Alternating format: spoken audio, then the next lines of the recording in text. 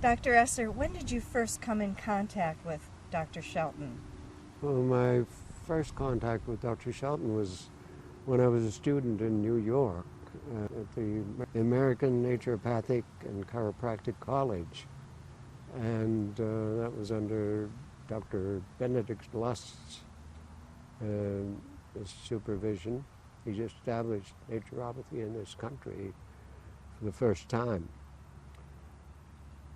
Well, it's then, as a student, that I met Dr. Shelton on one of his lecture tours. And that was it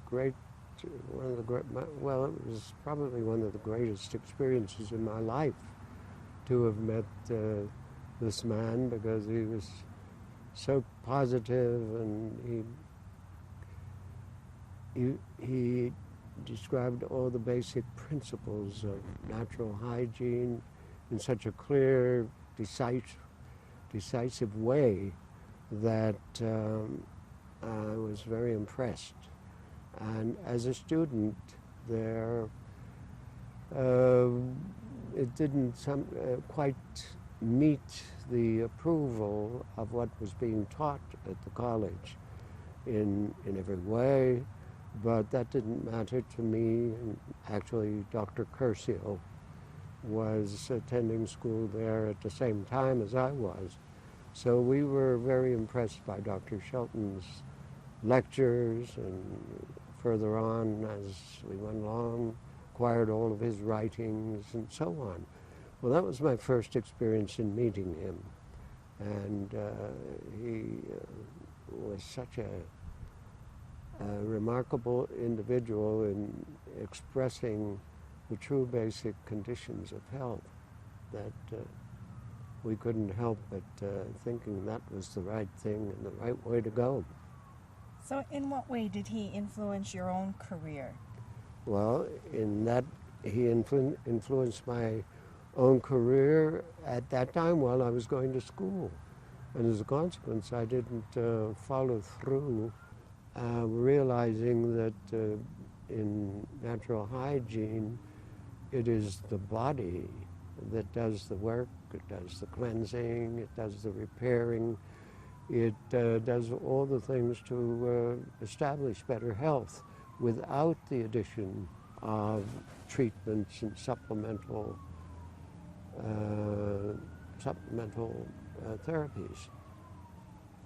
Dr. Esser, you're coming up to your 90th birthday Yes, this coming June, yes, and I am aware you are one of the co-founders of the American Natural Hygiene Society, now called the National Health Association. yes. Could you tell us about what were some of the initial ideas to form an association? Well, the initial idea was to get men of the same beliefs together and establish an organization that would be able to promote natural hygiene in a more effective way. Of course, Dr. Shelton was capable of doing this with his writings, publishing his hygienic review, and through the books that he was producing. He was doing that more effectively than we, but nevertheless, it was with the idea of getting together a number of men who would promulgate and pursue as well the basic principles. You had lectured at the conferences since 1949 until the 80s. That's correct. And we know that you are a captivating speaker yourself. And Dr. Esser, what was it like to lecture with Dr. Shelton? Well, it was rather humbling, I feel, in the very beginning, because here was a man that I was very impressed with, and who was such a capable speaker, and of course, just coming out of school and being a novice, I would say, at a particular time, why, it was quite humbling to be on the same platform with Dr. Shelton. and quite an honor, really. And of course, as time went on, we became such fast friends, and then it was easier to follow him on the platform as we became, well, more advanced in our capabilities. And we are at Esser's Ranch in Here Lake it is. Worth, and when did that begin? Yes, that began in 1949, the fall of 1949. So we've been here over 50 years now, and very successfully through the years. Well, we've seen many people. Any thoughts on retiring, Dr. Esser? Yes, the thought is there, and it's actually going to become a fact in June, the end of June, that I should be retiring. Getting back to Dr. Shelton, can you remember or recall any humorous situation with Dr. Shelton? Dr. Shelton did have quite a good sense of humor. Yes, he did. He had a very good sense of humor, and I can't recall any of the particular jokes that he would tell. But nevertheless, one thing that I thought was humorous, in the early days, of course, when I had come from New York, gone to school there, and my family was in the theater, and I knew knew a lot of the better actors and so on Broadway, and so when I went and really became familiar with Dr. Shelton, and it was amusing to me that Dr. Shelton only liked Western movies, cowboy movies. And that was amusing to me because I was rather scornful of that sort of thing at that time, being a student and interested in the theater and so on. So that was funny. However, I began to appreciate why he was interested in the Western movies. He told me, well, it's because there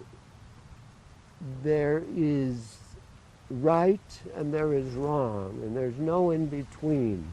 He said, so truth is right, and anything that isn't truthful is wrong.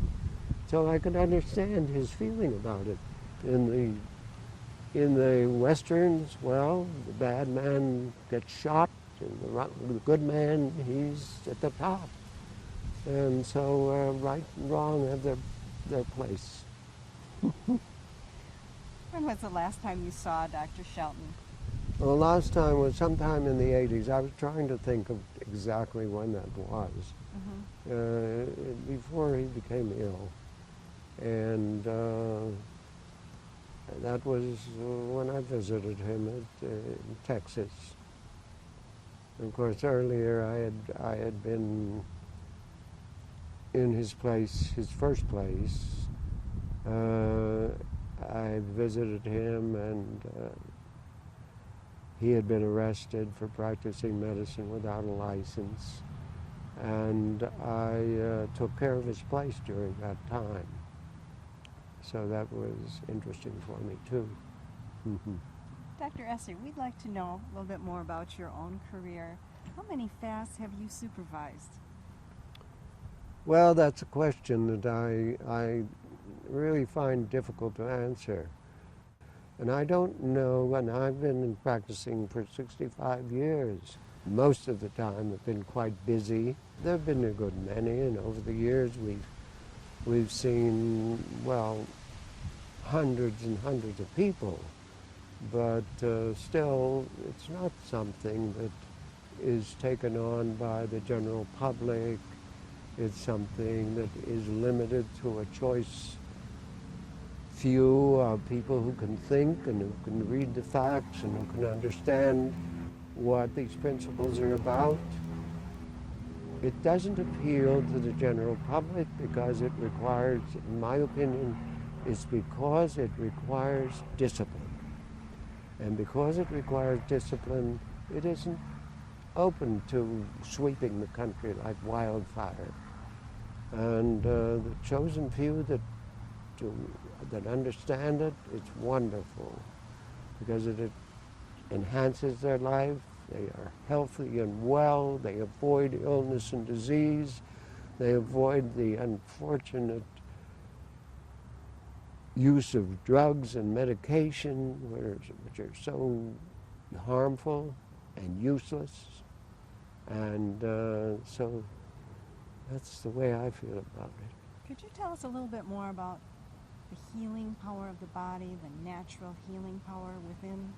Well, the organism that we have, the body we have, is a marvelous instrument, the most marvelous instrument created, and it's a totally self-sustaining, self-repairing, self-supporting body that exists.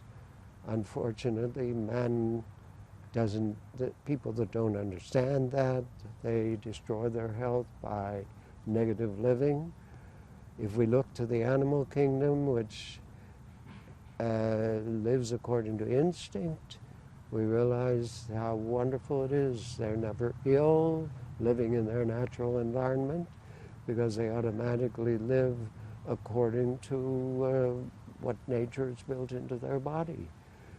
Mankind has a mind which misleads him, and unfortunately he falls prey to it. Dr. Esser, any advice for the future? What could I, or would you?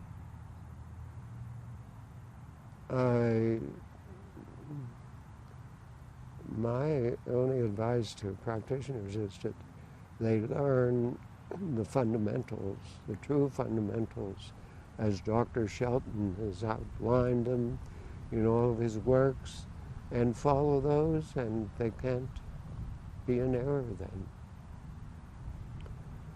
You know, natural hygiene doesn't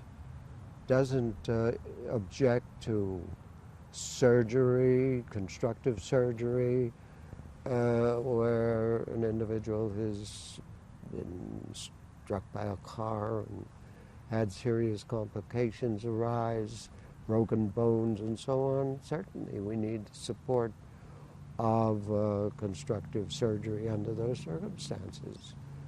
But otherwise we don't need to depend on that because the body does heal itself and repair itself, and it is totally capable of maintaining its own health, providing that we adhere to the basic principles of good living, the principles of good nutrition, of exercise, of sunlight, of air, of rest, of emotional poise.